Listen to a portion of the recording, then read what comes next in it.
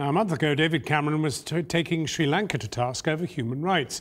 Today, as he and a huge contingent of British business names arrived in China, those rights took a back seat at the start of 3 days of selling Britain.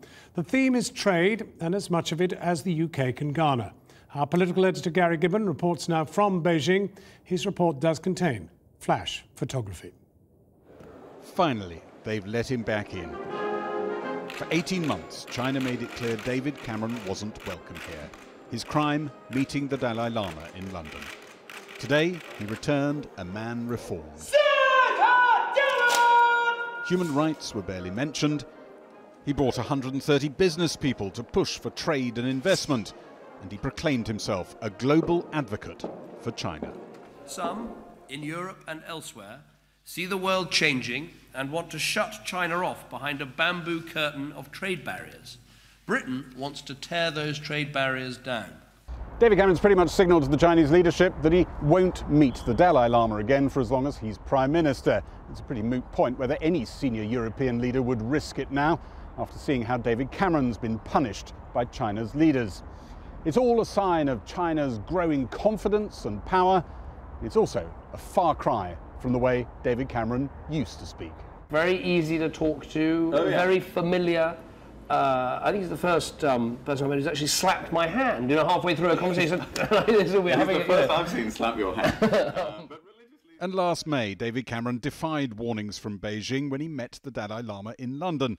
Back then, his team said cold-shouldering the Dalai Lama would be appeasement. Don't you think you should actually just tell the public what it looks like you believe, that you can either be tough on the Chinese on human rights or you can have big economic benefits? The equation's that simple. I don't accept that for 1 minute. I don't think you have to choose between raising human rights and also raising the importance of going for growth. If you engage properly, you can do both, and that is exactly what I'm doing on this trip. You spoke very warmly about the Dalai Lama. Do you still believe those things? Will you even say Tibet and the Dalai Lama? Because we haven't heard you say them since you've been here. Well, what I've said is that the British policy towards Tibet is unchanged, and it's remained unchanged under my government. And the Dalai Lama? Well, and the Dalai Lama is an important spiritual leader. I met the Dalai Lama in the past, both as leader of the Conservative Party and as Prime Minister. I don't have plans to meet him again, but my diary and my engagements are for me to decide. Well, David Cameron clearly now believes that Britain cannot afford to be anything other than closely engaged with China's economy, an economy where the middle class alone will soon be the same size as the entire EU market, where they're planning to build 82 airports, while Britain anguishes over building one. And what David Cameron also hopes has changed is the direction of China's leadership. President Xi, who gave David Cameron dinner this evening, has just started a 10-year term, and he said he wants to increase the role of the market. He said labour camps for dissidents will end too, but this is very far from being a free society. And in the last week, President Xi's appropriated some Japanese airspace and warned of consequences if others fly there without notice. This bit, that is made in my constituency.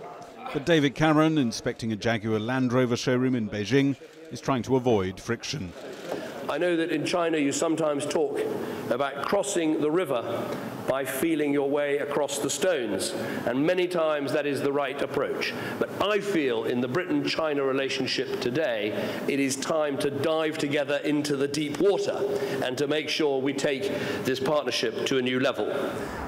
He's promising the Chinese he'll force the pace on EU-China trade negotiations. And he won promises of Chinese investment in British power stations and HS2 in return. He's here to make trade, not waves. Gary Gibbon, Channel 4 News, Beijing.